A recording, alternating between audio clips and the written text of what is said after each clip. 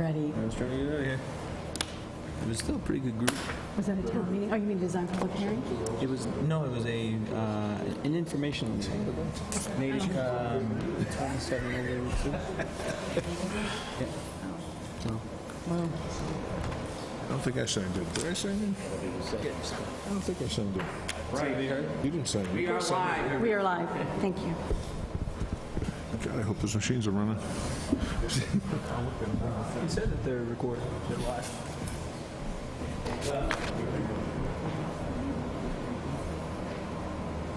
While these folks are signing in, I'll introduce myself. My name is Tom Courier. I'm a project manager with MassDOT in Boston.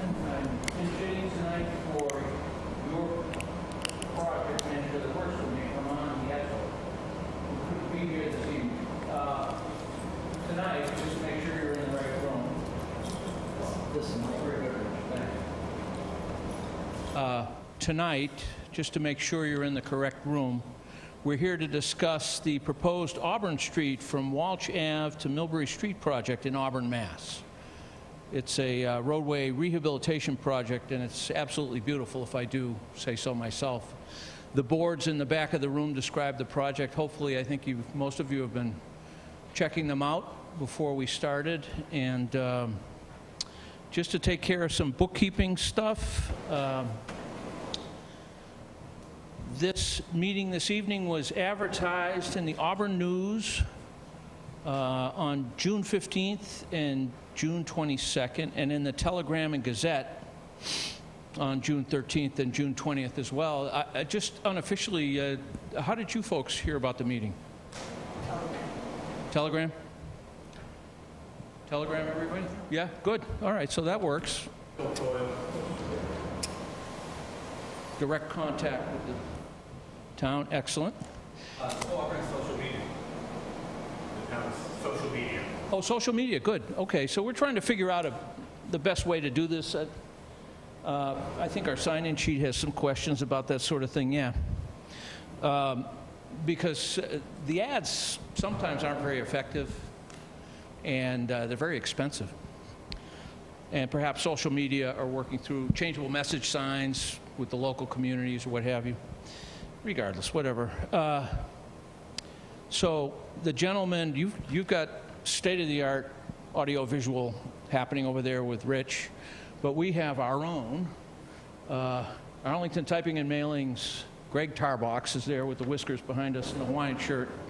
And he's capturing a verbatim transcript of tonight's proceedings as required by Commonwealth law. This is actually a MassDOT official design public hearing as required by law. The federal government, to spend their dollars on your project, requires us to conduct this and explain. The official purpose of tonight's meeting is to explain the right-of-way process, which will be handled by Shirley Shiver of District 3's right-of-way compliance office. Mm-hmm. She's working with the town of Auburn to make sure that any required rights and easements and so on that are necessary for the building of the project are done in a compliant way. And she assists all the communities we work with in doing that. And so that's the official purpose. The real reason we like to do these is because no one knows the roadway better than you who use it and live on it and near it. And we'll have the best ideas on how to improve it. I know the town has some very specific and apparently beautiful ideas on how to improve the visuals and pedestrian accommodation and what have you. And that's what we want to hear. I want you to feel comfortable. Sometimes these meetings can be kind of stilted and people don't like to speak in public, and I understand all that. But really, we really benefit. Your project will benefit from your input. It'll help us give you a better project.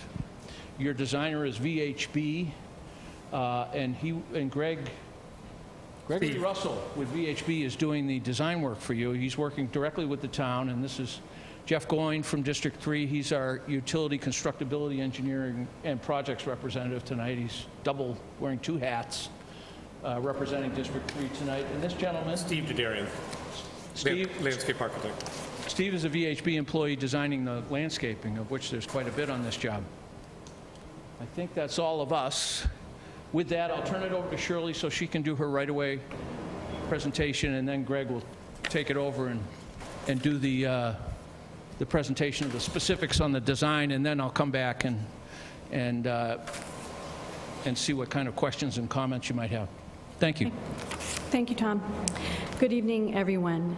When the Commonwealth, acting through its Massachusetts Department of Transportation Highway Division, indicated it would accept this $3.1 million project for funding, your municipality accepted certain responsibilities. One of those responsibilities is acquiring all of the necessary rights in private and public lands for the design, construction, and implementation of this project. My function is to review and recommend procedures that your municipality will use in acquiring these rights. The procedures must comply with both federal and state regulations. The current design plans that are here on the table indicate that there are 13 permanent easements and 16 temporary easements required. Property owners impacted by this project will be contacted by your municipal officials. They will present the proposed impacts to each property owner and discuss the methods with which they may acquire the needed rights for the project. Frequently, municipalities will appeal for donations to minimize the acquisition costs for your community. However, donations are not required. Property owners are entitled to an appraisal, review appraisal, and just compensation. Right-of-way documents will be provided to each owner to help them understand the acquisition process and how the project affects their property. Affected property owners' rights are protected under Mass General Law, primarily Chapter 79, and because this project is receiving federal funds, property owners' rights are further defined under Title III of the Real Property Acts of 1970 as amended. I will be happy to answer any general questions concerning right-of-way activities during this open forum, and I will be available after the hearing for any other questions you may have. Thank you. Great. Thank you, Shirley. So if we could just hold our questions and comments until after we're done with our little piece, and then we'll open it up to the public, and we'll remain here as long as you'd like us to. Greg, take it away.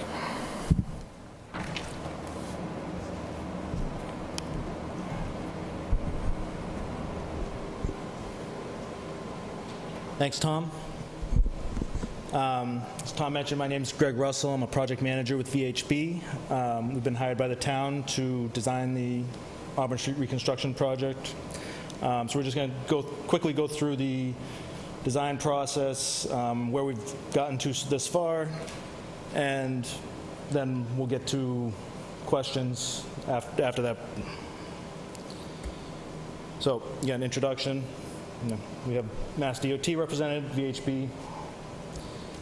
Project team, the town is the project proponent, so they're responsible for the right-of-way, paying for the design, and then Mass DOT is responsible for the construction and paying for the construction of the project, along with the federal highway.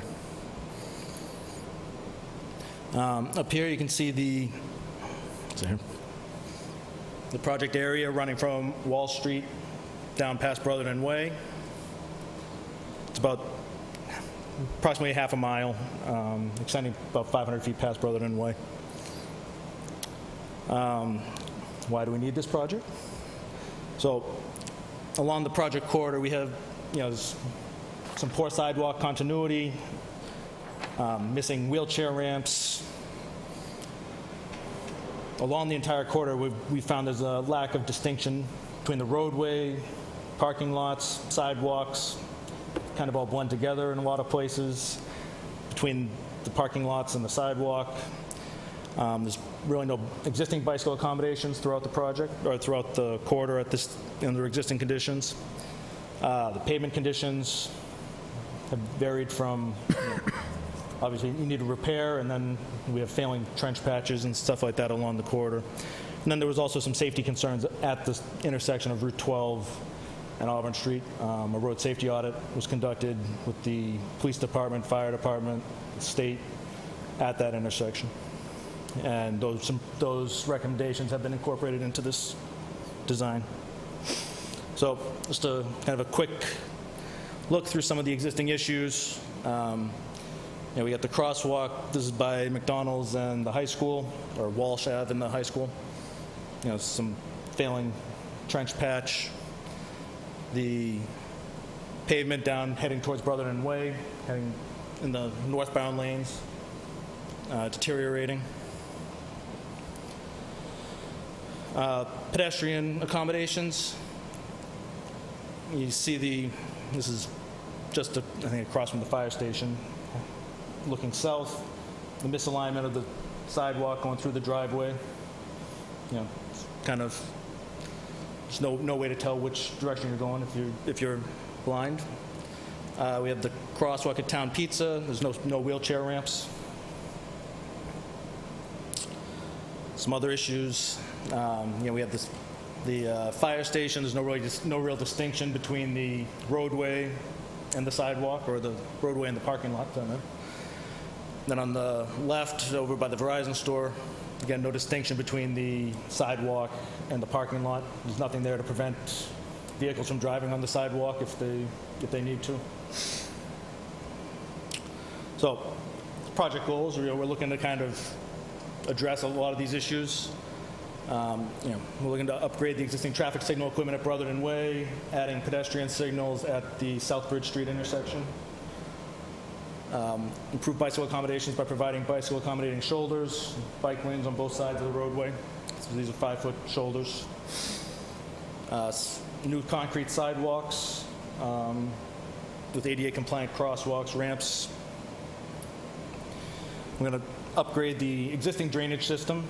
We're not planning on replacing it, but we're going to replace the existing catch basins with deep sump catch basins to improve stormwater quality where possible.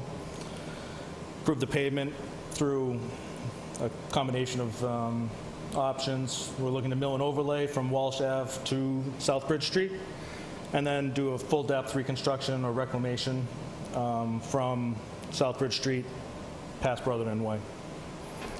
And then finally, streetscape. We're looking to incorporate a couple of pocket parks, a larger area next to the fire station with landscaping. We're looking to try and break up some of the existing continuous pavement between the roadway, parking lots, sidewalks. So we're trying to provide buffers for pedestrians and for the parking lots. So I'm just going to quickly run down the project. Starting up at Walsh Ave, we have basically 2 lanes and then a center turn lane, which ends with a left turn lane into the high school.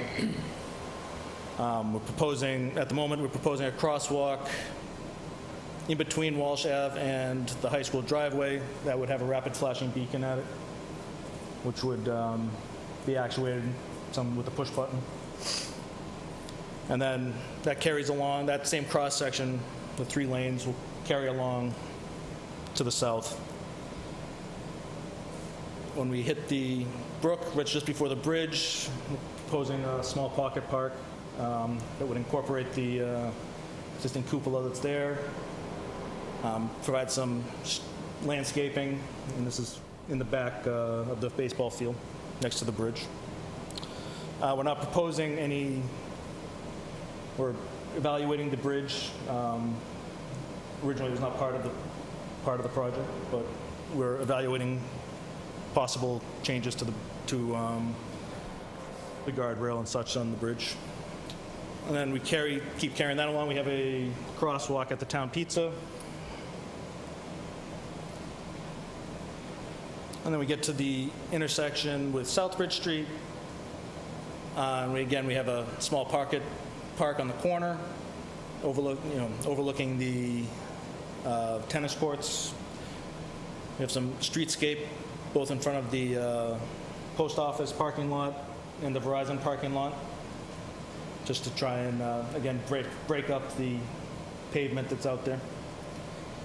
And then we have we have the existing rectangular island. I know that the town already cleaned up some of the vegetation on that island. We're going to look to do a little more low landscaping and provide the sidewalk, to have the sidewalk carry through to the opposite side. So right now the sidewalk goes to the island and then goes across to the Verizon store, but there's no connection over to the grass area and the side and the fire station side of the. So we're trying to fix that. There'll be exclusive pedestrian phasing. So again, push the button and cross all areas. And then we're looking into doing some larger landscaping improvements on the parcel next to the fire station. Again, actually, we'll go back.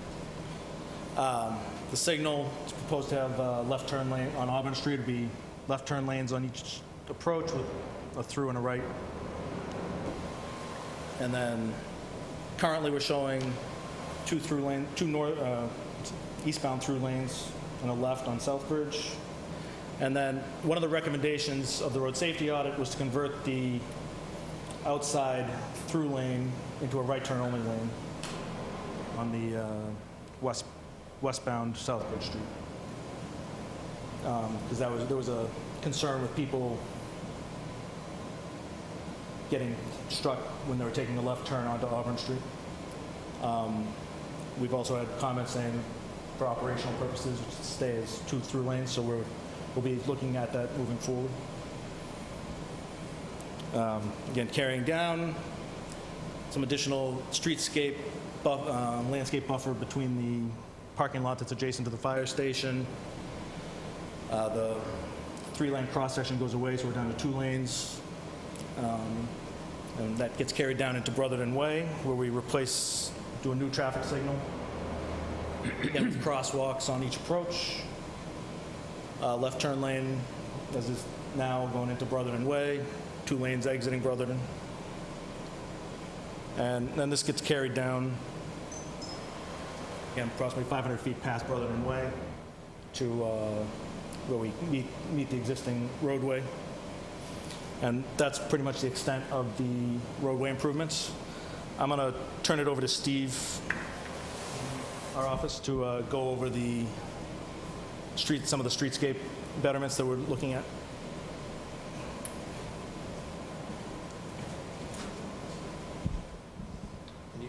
Does this advance? Okay. Hi, I'm Steve Dadarian, landscape architect on the project, and as Greg mentioned, we're introducing some pretty significant landscape improvements all along the corridor, including a pocket park adjacent to the ball field. There's the existing historic cupola in that same vicinity, simply taking advantage of that space. And as Greg mentioned also, as you proceed further down Auburn Street, introducing islands by the parking lots, simply to break up what seems like an endless expanse of bituminous in some of these locations.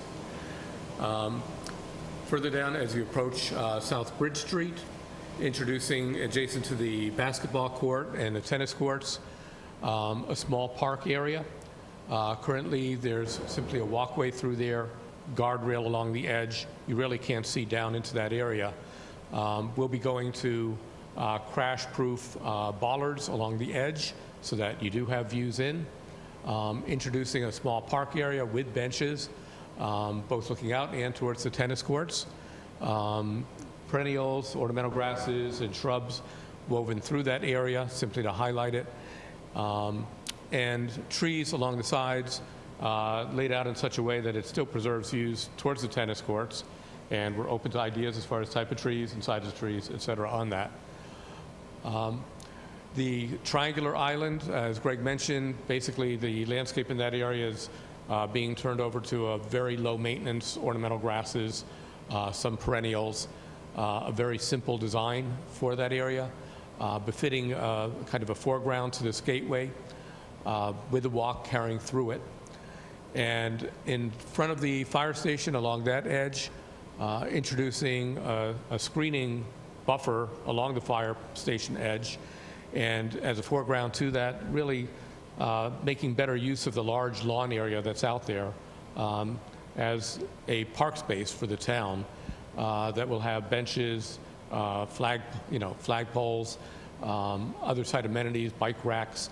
It will also connect to the Goddard Memorial Park area. Indicated also is a gazebo as an architectural element, really to lend an identity to this location, but we're still in conversation on that as well. In front of the Verizon building, we're taking advantage of the road diet that's been carried through this location, retrieving some green space to allow a buffer along that edge as well of very low plantings, low maintenance, and some fairly upright ornamental trees. Okay, and these are two cross sections through the park area by the fire station, indicating, the flagpoles, the roadway, the flagpoles, seating areas, the idea of a gazebo or feature with seasonal seating for events throughout the year, the screening along the fire station as well. And in the lower section, you can see another view basically facing directly towards the fire station as far as the park as a foreground and screening as a background. Okay. And, some gazebo ideas. These are the crash-rated bollards. Different ideas as far as street lighting, designed to have banner arms that can be used for, throughout the year you could actually change out the banners for different seasons, and also some hanging flower pots would be suggested in key locations. All lighting would be LED, high efficiency. As far as tree plantings, just a nice palette of trees. As far as screening, very high durability plants such as upright juniper, arborvitae, in some key locations, blue spruce, which does become a larger tree. And as street tree plantings, pin oaks, green pillar pin oaks, which are very upright for tight locations, red oak and black tupelo. And at the bottom would be the more ornamental trees introduced along the corridor with flowering effect, foliage, fall foliage. The idea being not to create any kind of a monoculture down through the corridor, having a variety of tree species so that nothing is prone to, if a disease strikes, it wipes out a lot of trees. Okay, and as far as shrubs and perennials, again, a fairly simple palette of very high durability plant material. The red twig and yellow twig dogwoods are pretty bulletproof as kind of a background element along plant beds. Inkberry also, salt tolerant and evergreen effect. Ground cover juniper. And at the bottom, a variety of ornamental grasses, which we have found to be very successful in that with New England seasons, with the piling of snow, et cetera. These go dormant in the fall. They can withstand that, and then they come back in the spring. And daylilies at highlight areas along the corridor, we've had great success with those. Okay.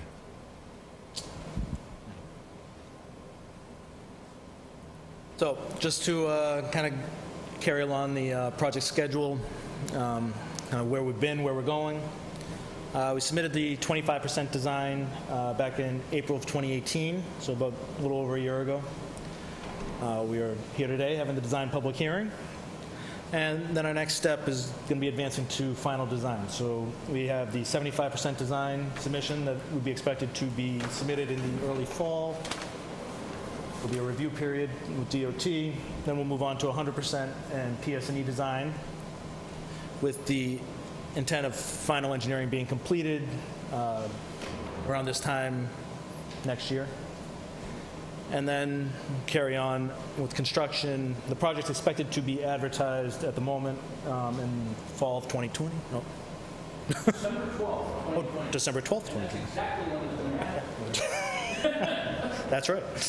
And then construction would be expected to start in the spring of 2021. So, moving on. How will traffic be affected? So obviously, construction, there'll be some delays. We're expecting this project to take less than 2 full construction seasons. I'd expect most of this to be accomplished within one construction season, then kind of leaking over into the by the spring, early summer of the following season. That can always change depending on when things get started. During working hours, we'd expect lane shifts, lane closures with some alternating traffic. One benefit that this corridor does have at the moment is it's very wide. So until the curb is set, there should be adequate space to kind of maneuver traffic around and work in the road and maneuver traffic around. We're not proposing any full-time closures or detours at the moment. There could be times when, if they're putting in pipes or whatever, they may have to close or detour for a short period. Fortunately, in this particular location, you have Brotherton Way, which will make that a little easier. Environmental permitting. We're not anticipating any historic disturbance. A notice of intent will be filed with the town's Conservation Commission for work being done in the buffer zone and the riverfront area. And then we have to complete MIPA and NEPA categorical exclusion checklists. Next steps. So, as Tom mentioned, these proceedings are being recorded. So we'll go back, we'll review any comments that we received from this meeting, and where feasible, those will be incorporated into the project. And then we'll be advancing the plans to the 75%, 100%, and again, the funding is available through the state TIP for fiscal year 2021, which starts in October of 2020. Up here we have the contact information for the department, so that concludes this part of the presentation. I'm going to turn it back over to Tom, and I will leave this information up in the event that it is needed. Thank you very much. That was very informative. Great presentation by Steve and Greg. So now the fun part. So what do you think? Any thoughts, comments? I know this gentleman has some comments, and this lady too. Why don't we start with the lady? If you could just come up to the podium and tell us your name and spell your last name, and this applies to all of us, so that our transcriptionist can... Oh, I usually add a joke when I spell my last name, but I'll be nice tonight. My name is Kathy Stone, and I'm a town meeting member. Great. Newly town meeting member, so this is like my first official thing I've been involved in. And I didn't think I had any questions, but as it turns out, I do. Okay. Looking at some very fancy lighting, very attractive. They say LED, economical.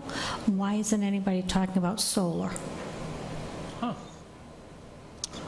Well, I think it's open enough for solar to work in that area. solar for the lighting? Yes. To power the lighting? Interesting. We would have to explore that, I suspect. I think, if the town wants to invest in some design research, they could look into maybe. Just my thought. Just It's an idea, yeah. Well, just a quick response to that. Here we go. So far, in other projects, we have looked into the idea of having solar for streetlights, and any street lighting that has individual panels on it tends to not be as efficient as we'd like it to be. It's as well as those types of lighting, solar-powered ornamental lighting is usually not covered by federal costs. They don't participate in that. Not yet anyway, I'm sure in the future, but as of right now, so that's something that the town would have to look into and probably pay for. So that's usually why it's not included. Well, it'll take a couple of years for this to happen. Maybe they'll come up with something better. Entirely possible. My second question, though, has to do with the area in front of Verizon specifically. I'm sorry, what was that? The area in front of the Verizon building. Oh, yes, okay. Now, they mentioned specifically the fact that there's no delineation between the parking lot and the sidewalk and practically the street. Yes, It's very narrow there. okay. If cars park in front of that building, then there's practically no driveway at all that area. How can they possibly put in all that greenery and make it safer? To me, it seems like it's going to narrow it. I'm going to let your designer respond to that. So as part of the project, we're doing a road diet, so we are narrowing the roadway cross-section there. Creating more width. To create more width within, not within the parking lot, but all of that landscape buffer, sidewalk, all that is within the town's right-of-way. So that's kind of how that's, So you're taking over their parking area, or you're reducing the road width. narrowing Auburn Street? we're narrowing Auburn Street to accommodate some extra space. Because right now, Auburn Street is much wider than it needs to be. Okay, Good to know. thank you. Thank you. Dan? You could just tell us your name, spell Good your evening, last name. folks. Danny Largis, Precinct 4 Town Meeting Member, How do you spell that, Dan? Largesse. Terrific, thank you. I voted for this at town meeting. I'm proud to say I think it's a fantastic project. I think it's going to look good in the town of Auburn. I'd like to see some things toned down, some safety things stepped up. I've noticed, I've talked to Bill Coyle, the police chief and the fire chief, the crosswalks in front of the high school going over to McDonald's, about doing a raised cross area, a zone, rather than just a crosswalk with the alternating flashing lights on each side and maybe some grooved pavement. I'm a big safety person. I'll be honest with you, I almost hit a person there one rainy night, and the person walked right in front of me, and at the last second I stopped. I did not see this person. Right. He was all dressed in black, so, you know, I got right on the phone with Bill. I said, we need to do something, and we need to do it right.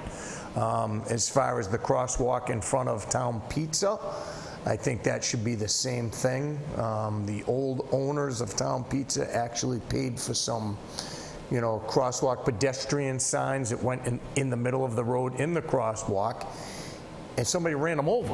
Yeah, they often get... So, you know, again, a raised cross structure there as well. Groove pavement again, the flashing lights. A lot of these people are just, they're texting, they're not paying attention, probably yelling at the kids in the backseat of the car. I'm big on the safety. I think we could up the safety and kind of down maybe some of the shrubs at the corner of Southbridge and Auburn on both sides. And the bollards, what is the speed that those bollards are going to be safe to at, the crash speed? I watched a segment on Fox News, and they had the whole thing on them, and they said, I think it was like 25 to 30 miles an hour. they've been, they have versions that are crash tested for up to 50. I know these, you know, there are some that we use in front of the federal courthouse, you know, that are structurally sound. I think those are the ones that we had talked about the last time. I guess you can get them to resist just about anything you need. Right, well, at that intersection, I think, you know, it's big or go home. Just, there's so many car accidents there, and I almost seen one of the town fire engines get wiped out on the way here tonight. Okay. The person wasn't paying attention, and God forbid if Well, he it's a hit good that location thing, for bollards, yeah. he would, you know, he would have shot right off into that intersection. Yep. Lighting, I think the lights are going to look fantastic. They will, yeah. And there was a comment on the sidewalks are going to be a raised structure, correct? Wrong? You They're talking going to about raise the sidewalks up? There'll be a 6-inch curb, 6-inch reveal, standard a sidewalk. standard. So they're not going to be raised up for the extra height for the pedestrian so a car can't jump the sidewalk? Oh, they'll be behind a 6-inch curb, Yeah. So I mean, vertical curb, granite. this is a standard sidewalk for most. And another thing is, how is this going to affect the timeline of all the businesses on Auburn Street? You have three barber shops, the post office, Town Pizza, Fuller's Car Laundry, McDonald's. How is this project going to affect them as far as access? Well, I think we'll guarantee access to all the businesses during business hours.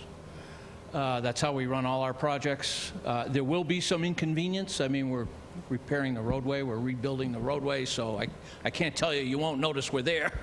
But we guarantee access to all the businesses during construction. I think Greg mentioned two-way traffic at all times. I mean, the intent would be Yeah. maintain two-way traffic for as much as possible. There probably will be one-lane alternating traffic at At times. small periods, you know, for an hour or two. And again, the sidewalks are going to have the stamped concrete and not the crosswalks, correct? The crosswalks are just going to be poured, raised, however we decide it's going It'll to... be pavement like the rest of the roadway. Okay. Yeah. So, you know, again, the raised pavement, I Well, think that's an would idea look we good. can explore. I mean, I talked to the fire chief, it wouldn't affect him. I talked to the police chief, it wouldn't affect him. That's an excellent idea. It's a good traffic calming measure that's used elsewhere. I'm sure your designer can explore, work with DPW to see if it's a reasonable option here, you know? So, well, that's about, I wish we had There's some good ideas. more town meeting members up here who, geez, I think I count two. Yeah, I hope to see more meetings. One more recommendation is I'd like to do the next meeting, a walk meeting. Walk the route, explain, you know, Kathy was asking about the measurements and everything. It looks great on paper, but I'd like to see hands-on what we're talking about, what we're seeing, what we're going to do. We could bang that out in probably an hour. And I don't think, as the town's paying for it, that that's too much to ask. I'm sure your designer would be happy to do that. They're working for you. Thank you, ladies and gentlemen. Have a wonderful evening. Too. Thank you very much. Now, we have some other public officials or public people here. This gentleman would like to speak next, apparently. My name is Chuck Miller, M-I-L-L-E-R. I'm 100% in favor of bike lanes because riding a bicycle in this town is dangerous most of the time. I'm curious, the bike lanes are going to reduce the width of Auburn Street, is that correct? Do you know, have you decided on how wide the bike lane is going to be? I've ridden in some towns where the bike lane is a bicycle tire. I've ridden in other towns where you could put an SUV in there. Yeah. So I'm curious as to what the width is going to be. These would be a standard 5 feet along the corridor. What are your lane widths there, Greg? 11. 11s? Yeah. Okay. So 11-foot lanes and 5-foot bike path? That's a comfortable. Yeah. You're far enough away from cars at That's our that distance standard. where it's comfortable. Yeah, good. Yeah. I'm glad you feel that way. Thank you. Thank you. How about this young lady in the front row here? All right, great. My name is Elaine Bean, B-E-A-N, and I am concerned on going both from Central Square and from the high school towards Southbridge Street, the left turning lanes. Now, I was just thinking about it. I've gone through Drury Square 3 times today. And if you're sitting there and you're trying to make a left-hand turn, if the fire station is here and you're here, sometimes you can't. The traffic coming in the opposite direction doesn't allow you to turn. Coming the other way, going towards the fire station from Walsh Ave, the right-hand lane says go straight or take a right-hand turn. The left-hand lane says go left, but there's only a flashing arrow there. And sometimes you can't. Yeah. And that's probably contributing to some of the accidents down there, is you can't make a turn. So you're going to have exclusive left phase, right? So right now, we have an exclusive left phase in the southbound direction. The northbound left turn is currently permissive, but we can definitely look into providing either a leading or lagging left turn. Right, so even if if there was just enough time so 2 cars could go, because there usually aren't more than that want to make those left-hand turns. But if we use your microphone. Exclusive phase. Right, just a couple Short of, exclusive phase. just a couple of minutes so we can get a couple of cars through. Yeah. Because yeah. otherwise, you take your life in your hands trying to make that turn, or you can't make it. Yeah, great comment. That's exactly what we're looking for, that kind of inside knowledge that, you know, we might not know about not living Right, here. because you don't drive through there 3 times a day like I do, right? I total lifetime travel 3 times. So this is great. And you're reassigning some of the lanes, right, to exclusive right We have, that's on Southbridge Street. So street, okay. Yep. Right, I'm just talking about Auburn Street, so. Yeah, right. So that's terrific, thank Yeah, you. that's my pet peeve, so thank you very much. Excellent, thank you. We have 2 audience members who haven't spoken, and one is a town planner, I believe. Do you have any comments, Adam? Can't hear him. I'm sorry, Adam, let me, for you, I'll bring the mic to you. Sure. Adam Menard, it's M-E-N-A-R-D, the town planner. I really don't have any specific comments. I appreciate the comments that the public has. I think it's going to be great when it's all done, and it's going to add a lot to the town.